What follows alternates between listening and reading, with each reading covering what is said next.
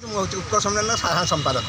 सार आपन तो जानी खुशी हे आमे भी जानी खुशी हेबू महाराजा जो ही ओडिशा गोटे स्वतंत्र गठन होता जे कौन कहे आपन जहाँ कहले मुझी कहबी जे वर्तमान उत्कल बहु लोक बरपुत्र बोली कहुँ किंतु एमाने होउचंती अति विशिष्ट बरपुत्र आमे सेमानकु श्रेणीभुक्त बर्तमान कलुणी आमे एमानकु पाला गजपति को अति विशिष्ट बरपुत्र भाव में ग्रहण करुँ यांकर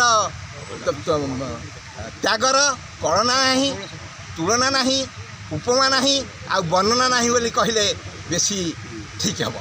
ये होउछंती सेही महाराज जी निज माँ बेकर हीराहार को नहीं गोलटेबुल बैठक को जाइथिबा बेले लॉर्ड माउंटबेटन स्त्री की उपहार देइथिले निज अंचल को मिसाई एमाने एभली त्याग करिपारथिले।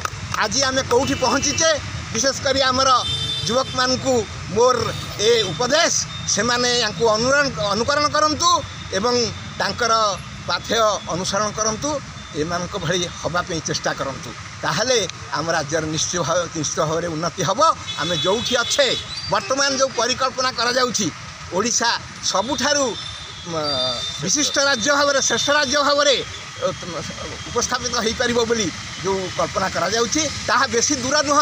आमे जदि आमे प्रकृत में आमर ऐतिह्यपूर्ण गौरव को आमे जदि बजाई रखिबा एवं आमे कार्य करि चलिबा ताहले निश्चित भाव में ये कथा आम कि अपहंच हो रहिबो नाही।